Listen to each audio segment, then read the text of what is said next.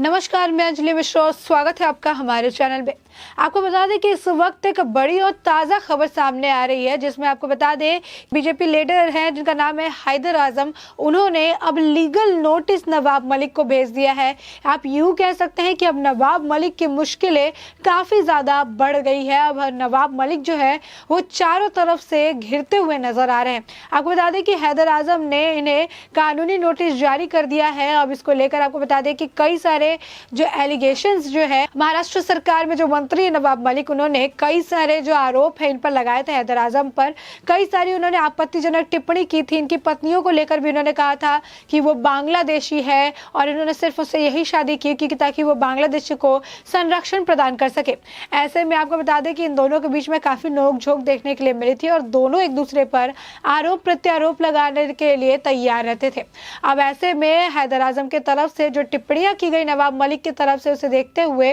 कानूनी नोटिस जारी कर दिया गया है। आपको बता दें कि हैदर आजम वही व्यक्ति है जिसने बात कही थी कि वो आने वाले दिन में 5 दिनों का उन्होंने वक्त दिया था कि आने वाले दिन में वो लोगों को ये बताएंगे कि किस तरीके से नवाब मलिक के परिवार की एक महिला के आईएसआई के साथ कनेक्शन है, जहाँ पे एक तरफ जो नवाब मलिक है उनके जो परिवार के मेंबर्स है, उनके अंडरवर्ल्ड ड्रग माफिया और दाऊद जो डी कंपनी है उनके साथ कनेक्शन निकलते हुए नजर आ रहे थे। तो वहीं पर हैदर आजम जो है वो सामने निकल कर आए। उन्होंने कहा कि ये बार बार नवाब मलिक बम फोड़ने की बात कहते हैं। बार बार नवाब मलिक कहते हैं कि मैं हाइड्रोजन बम फोड़ूंगा तो मैं ये बम फोड़ूंगा। मैं उनको ये बता रहा हूँ कि मैं बड़ा बम विस्फोट करने वाला हूँ 5 दिन बाद, जिसके बाद मैं आने वाले वक्त के साथ मीडिया और साथ ही साथ जो उनकी पार्टी के लोग हैं, शरद पवार है, उद्धव ठाकरे हैं, मैं उन्हें पूरे प्रमाण के साथ ये बताऊंगा, पूरे प्रूफ के साथ ये बताऊंगा कि किस तरीके से नवाब मलिक के परिवार की एक महिला के आईएसआई के साथ ताल्लुक है। इसी के साथ आपको बता दें कि उन्होंने महाराष्ट्र के एक और मंत्री का नाम भी उछाला था, असलम शेख का नाम उन्होंने उछाला था और कहा था कि मेरे ऊपर नवाब मलिक ने यह आरोप लगाया और कहा कि मैं बांग्लादेशी लोगों को संरक्षण प्रदान करता हूं। लेकिन उन्हीं के लोग जो है, उन्हीं के एक मंत्री है असलम शेख, जो कि बांग्लादेशी लोगों को यहाँ लेकर आते हैं, बांग्लादेशी लोगों के वो नाम बदलवाते हैं, उन्हें जो एक नई आइडेंटिटी देते हैं और फिर उन्हें यहाँ महाराष्ट्र में बसाने का काम करते हैं। यानी जो आरोप मुझ पे लगाए गए थे, दरअसल ये काम तो नवाब मलिक के खुद के मंत्री ही करते रहते हैं। आपको बता दें कि नवाब मलिक ने इनकी बीवी पर भी टिप्पणी की थी और कहा था कि इनकी बीवी जो है बांग्लादेशी है। उस बात का जवाब देते हुए भी आपको बता दें कि हैदर आजम ने कहा था कि मेरी दोनों बीवी जो है वो बिहार से है, नालंदा से ताल्लुक रखती है और अगर किसी को लगता है कि ये बांग्लादेशी है तो वो पूरी तरीके से जांच बिठा सकती है और इसके बारे में पूरे प्रूफ जो है निकलवा सकती है। साथ ही साथ उन्होंने ये भी कहा था कि मुझे किसी ने ये बात कही थी कि मेरी पत्नी जो है वो दूसरी वाली जो पत्नी है वो बांग्लादेश से बिलोंग करती है। और आपको बता दें कि नवाब मलिक ने यह भी आरोप लगाया था कि जब एक बार ये मुद्दा उठा था और जब ये पता लगाने की कोशिश की जा रही थी कि क्या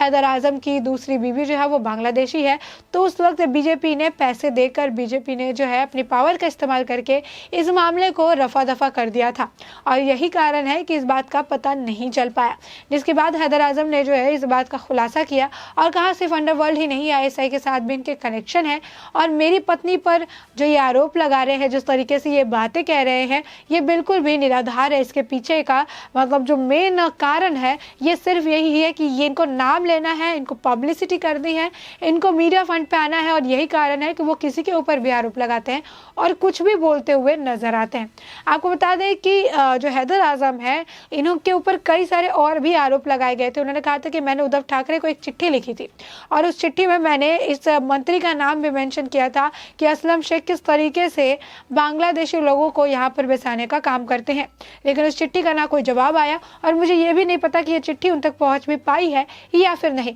यानी उनका ये कहना है कि कहीं ना कहीं ये सारी चीज़ें, ये जो गलत चीज़ें हो रही है, नई आइडेंटिटी प्रोवाइड करना, महाराष्ट्र में बसाना, कहीं ना कहीं सरकार के नाक के नीचे लेकिन उनकी जानकारी के साथ ही हो रही है। अब आपको बता दें कि हैदर आजम ने 5 दिन का वक्त मांगा है, जिसमें वो एक बड़ा विस्फोट करने वाले हैं। वो एक आप कह सकते हैं कि बड़ा धमाका करने वाले हैं, जैसा कि उन्होंने कहा कि वो करेंगे। तो ऐसे में आने वाले वक्त में कौन सी गुत्थी वो सुलझाने वाले हैं या फिर कौन से राज से वो पर्दा उठाने वाले हैं, ये वक्त के साथ ही पता चल पाएगा। तो इसी के साथ आपको बता दें दें कि जो नवाब मलिक है उन्होंने रियाज भाटी का नाम भी काफ़ी उछाला था और उन्होंने रियाज भाटी और हैदर जो आज़म है उनके बीच के रिश्ते की बात कह रहे थे और इसको लेकर काफ़ी ज़्यादा वो मुद्दा बनाते हुए नजर आए थे। उसको लेकर भी हैदर आज़म ने अपनी सफाई सामने रखी और कहा कि जिस रियाज भाटी को लेकर वो मेरे ऊपर सवाल खड़े करे थे, मेरे रिश्ते पूछ रहे थे, उसी रियाज भाटी के रिश्ते जो है काफ़ी अच्छे उनके ही एक मंत्री असलम शेख के साथ है, तो इस पर वो क्यों कुछ नहीं कर रहे हैं। और जब भी जो भी उनके यहाँ रहता है,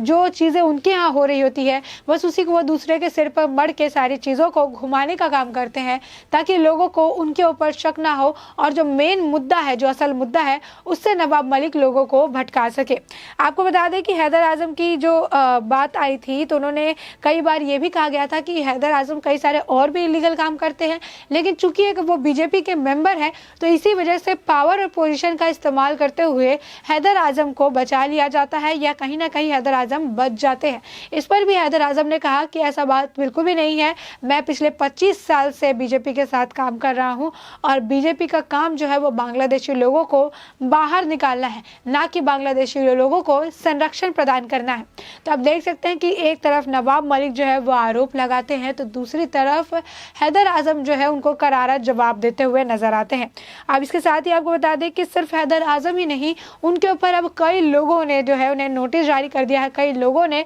नवाब मलिक पर कानूनी केस ठोक दिया है, मानहानि का मुकदमा चला दिया है, चाहे वो देवेंद्र फडणवीस की पत्नी हो, चाहे वो समीर वानखेड़े के पिता हो, चाहे वो मोहित कंबोज हो, चाहे वो बीजेपी के एक और नेता हो, और सब ने भारी जो है अमाउंट की मानहानि की मुकदमा दर्ज किया है। समीर वानखेड़े के पिता ने जो है 1,25,00,000 का किया है, तो वही मोहित कंबोज ने भी भारी मात्रा की जो मानहानि की जो अपील है वो दायर की है। आपको बता दें कि अब ऐसी सिचुएशन सामने आ चुकी है कि जहां पर नवाब मलिक साफ तौर पर ये कह रहे थे कि सारी चीज़ें हमारे हिसाब से नहीं हुई है, समीर वानखेड़े कल्प्रिट है, जैसे कि हैदर आज़म वाले मामले भी देख सकते हैं कि वो हवाई बयानबाजी कर रहे हैं। हर मामले में आप देखेंगे कि नवाब मलिक हवाई बयानबाजी करते हैं, ना उनके पास उससे रिलेटेड कोई प्रूफ होता है और ना ही वो ढंग से वेरिफिकेशन कराते हैं। और यही मुद्दा इस बार भी देखने के लिए मिला कि जब समीर वानखेड़े के पिता ने जो मानहानि का केस किया था, जिसमें उन्होंने कहा था कि जिस तरीके की टिप्पणियाँ, जिस तरीके के शब्द का इस्तेमाल उनके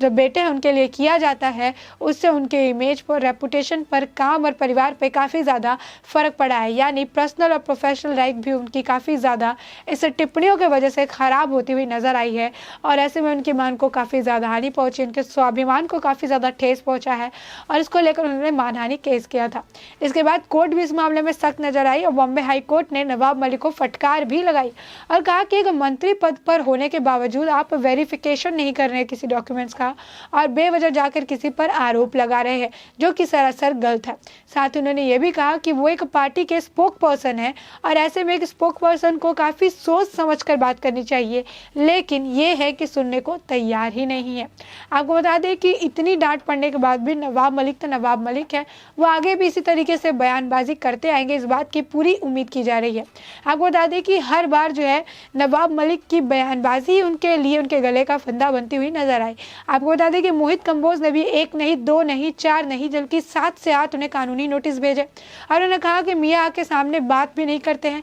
मियाँ के सामने बताते भी नहीं है कि उन्हें कितनी सारी कानूनी नोटिस जारी की गई है, ऐसा क्यों। तो आप देख सकते हैं कि किस तरीके से अब जो नवाब मलिक है वो पूरी, यानी कह सकते हैं कि चारों तरफ से घिरते हुए नजर आ रहे हैं। अब उनका किया हुआ जो है वो उनके ऊपर ही जो है बैकफायर होता हुआ नजर आ रहा है, जहां पर उन जिन जिन लोगों को उन्होंने इस पूरे मामले में खींचा, जिन जिन लोगों का इन्वॉल्वमेंट उन्होंने इस मामले में किया, अब वही लोग उनके पास क्योंकि कोई प्रमाण नहीं है, वो किसी को गलत प्रूव नहीं कर पा रहे हैं, तो ऐसे में अब उन लोगों को भी मुद्दा मिल चुका है। अब वो लोग भी नवाब मलिक को घेरते हुए नजर आ रहे हैं और नवाब मलिक के ऊपर एक के बाद एक मानहानि के मुकदमे जो है वो लगाए जा रहे हैं और ऐसे में अब कोर्ट भी इस मामले को लेकर सख्त नजर आ रही है, क्योंकि एक व्यक्ति जो अपने मंत्री पद की गरिमा नहीं बना पा रहा है, ऐसे में अब कोर्ट जो है वो उन्हें ये सिखाने पर उतारू हो चुकी है कि आखिर एक मंत्री होते हुए वो इस तरीके से निराधार तरीके से किसी के ऊपर कोई भी आरोप नहीं मढ़ सकते हैं जब तक उनके पास प्रॉपर डॉक्यूमेंट्स या फिर प्रॉपर प्रूफ ना हो,